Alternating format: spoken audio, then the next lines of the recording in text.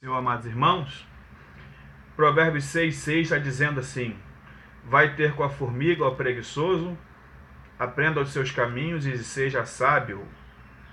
Bem, para falar um pouquinho sobre esse texto, é bom nós pensarmos um pouquinho no que é ser preguiçoso ou o que é ter preguiça. É claro que o que eu vou dizer agora é uma maneira muito informal, espero que você entenda também de maneira informal, mas absorva para a sua vida. É bom entender primeiro que a preguiça ela atende áreas específicas, porque geralmente nós dizemos se uma pessoa é preguiçosa ou não pela maneira como ela trabalha. Por exemplo, dificilmente você vai ver uma pessoa chamar um pedreiro de preguiçoso, ou um jardineiro de preguiçoso, ou uma pessoa que trabalha com outro tipo de segmento, onde o trabalho braçal é exigido, como carregadores, por exemplo, de material de construção, entre outras coisas. Dificilmente essa pessoa vai ser chamada de preguiçosa. Mas é importante ressaltar que a preguiça ela atende áreas específicas. A preguiça ela não vai apenas te pegar na área física, mas a preguiça também pode pegar você na área intelectual. A preguiça pode pegar você na área estrutural. A preguiça pode pegar você na sua mente, no seu corpo ou no seu intelecto. Você acaba sendo uma pessoa passiva a pensamentos e intenções, você não se esforça para nada que você faça. Um exemplo físico disso é a pessoa que ela é preguiçosa para ler. Porque geralmente a preguiça ela está ligada ao que falta fazer e não ao que já foi feito. Você vai entender isso quando você medita numa pessoa preguiçosa na questão da leitura. Ela começa a ler o livro, lê uma folha, duas folhas, mas depois já não quer mais ler página nenhuma, porque ela entendeu que faltam 500 páginas para terminar o livro. Então ela prefere parar a sua leitura, interromper o seu ensinamento pessoal, porque vê que falta muito ainda para ser feito, falta muito ainda para se ler, falta muito para se fazer. A preguiça corpórea está ligada também diretamente a luxuosidades e a conquistas materiais, como por exemplo a pessoa que adquire um veículo e depois de um certo tempo com esse veículo, ela não consegue mais ir à padaria sem estar no carro, não consegue mais sair de casa sem estar dirigindo, ela não consegue mais fazer nada, dar uma caminhada é algo muito difícil para ela. E isso até acontece, levando o mesmo critério da leitura, é mais pelo que falta fazer do que pelo que já foi feito. Por exemplo, essa pessoa sai de casa para ir à padaria, ela dá até alguns passos fora da sua garagem, mas ela pensa que vai demorar tanto tempo para chegar, depois para voltar, ela entra, senta no carro e vai até onde ir. A preguiça e o cansaço estão muito ligados, eles estão muito ligados, muito entrelaçados. É interessante também citar Provérbios 13, versículo 4, que vai mostrar que a alma do preguiçoso, ela almeja coisas, mas ela não alcança o que ela almeja.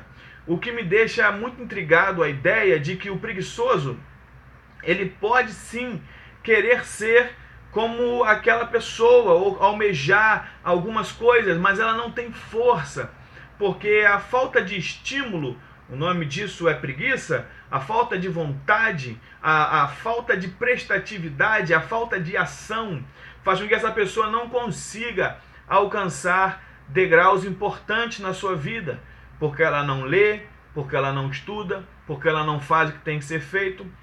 Não se engane, o nome disso é preguiça. E talvez você diga assim, eu acho que não é preguiça. Não é preguiça isso, eu não tenho preguiça, porque eu levanto cedo para trabalhar, porque eu faço minhas coisas em casa, porque eu faço isso tudo. O que eu deixo de fazer, eu deixo de fazer porque eu não gosto de fazer. Essa palavra eu não gosto de fazer também é uma grande desculpa de quem tem preguiça.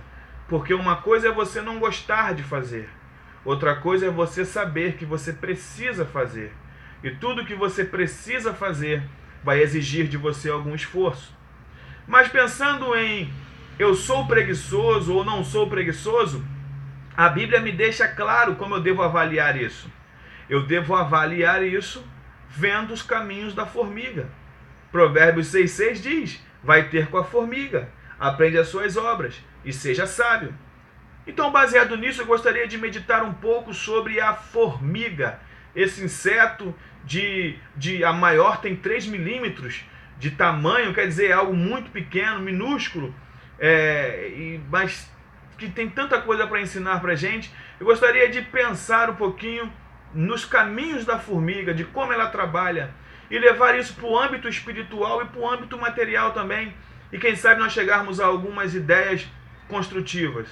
O primeiro ponto que eu gostaria de destacar é que a formiga, ela trabalha quando ninguém está vendo. Nesse momento que você está vendo esse vídeo, se você mora numa casa, embaixo da sua casa tem milhares de formigas trabalhando. Se a sua casa tem quintal, no quintal da sua casa tem milhares de formigas trabalhando. Elas trabalham quando ninguém está vendo, porque o trabalho delas não é para mostrar as pessoas, mas tem algo muito maior envolvido no trabalho da formiga. E tem um versículo que é preciso que nós pensemos um pouco, Mateus capítulo 6, versículo 6, Jesus ele vai falar sobre oração, mas tem um trecho ali que precisa ser pensado, que o Pai responde em secreto àquele que o busca em secreto. Se eu tenho que aprender uma coisa com a formiga, a primeira coisa que eu tenho que aprender com ela é que eu devo trabalhar em secreto. Porque a própria Bíblia diz que se eu trabalhar aos homens, para ser visto por eles, eu já recebi deles a recompensa. Qual é a recompensa? Os elogios, os abraços, os apertos de mão. O segundo ponto que é bom destacar é que o trabalho da formiga é organizado. Se você vê uma fileira de formiga e você obstruir a passagem dela, você vai ver que vai haver um alvoroço ali. E você tirar a mão, o alvoroço continua. Mas depois de alguns minutos, o trabalho recomeça, mas de maneira organizada, de maneira ordinária. Por que eu estou falando isso? Porque se você, independente do trabalho que você exerça, seja ele material ou espiritual, você o recomeça sem endireitar os caminhos que foram de alguma forma mexidos, isso é trabalho de preguiçoso. Se você consegue continuar um trabalho, seja ele material ou espiritual, sem endireitar as arestas que ficaram para trás, isso é trabalho de preguiçoso. Livro de 1 Crônicas, capítulo 6, versículo 32, vai uma passagem que fala sobre levitas e cantores. E vai dizer que eles exerciam o seu ministério segundo as ordens prescritas. Aprenda com a formiga a não trabalhar sem organização. A formiga se esforça e ela faz mais do que ela teoricamente poderia. Algumas formigas carregam 6 vezes o seu peso. Isso trata de esforço, de certa dose de vontade. Você vai encontrar isso em vários versículos da Bíblia, Deus instruindo você e eu, o homem, a ter esforço. Provérbio 24:10 diz: não te mostre frouxo no dia da angústia. Não te mostre frouxo, seja forte, seja viril, seja uma pessoa com postura e continue lutando. Ainda que as lutas sejam maiores do que suas forças, como o livro de 2 Coríntios vai mostrar, no capítulo 1, no versículo 8, vai dizer que Paulo vai dizer: nós passamos tribulações maiores do que nossas forças, nós pensamos que iríamos morrer, nós desesperamos pela vida, mas nós cremos nos Deus que traz os mortos através da ressurreição. O que Deus vai dizer para Josué no capítulo 1, versículo 9: esforça-te e seja corajoso. O que Deus vai dizer para lá no livro de 1 Reis, no capítulo 2, versículo 2, você vai ver Davi orientando a Salomão e dizendo: esforça-te e seja homem. Aprenda com a formiga. Esforça-te. A formiga não trabalha para si. A formiga trabalha para o formigueiro. Geralmente o preguiçoso ele vê uma grande dificuldade em trabalhar quando o resultado da obra não beneficiará a ele mesmo, mas a igreja, mas a obra. Ele tem grande dificuldade. Por isso que obra de igreja não vai muita gente. Eu estou falando dos que podem ir, não vão. Geralmente não se vão. Bem, existem versículos para isso. Por exemplo, Gálatas 5,13 vai dizer: não usem da liberdade para a ocasião da vontade da vossa carne, mas sirvam uns aos outros em amor. E aqui já fica um ponto: se eu servir sem ser em amor, melhor que não sirva. A formiga trabalha enquanto pode, pois quando vem o inverno, ela não trabalha. Sabe, o livro de Miqueias 2,10 diz que nós devemos levantar e andar, porque não é aqui o nosso descanso.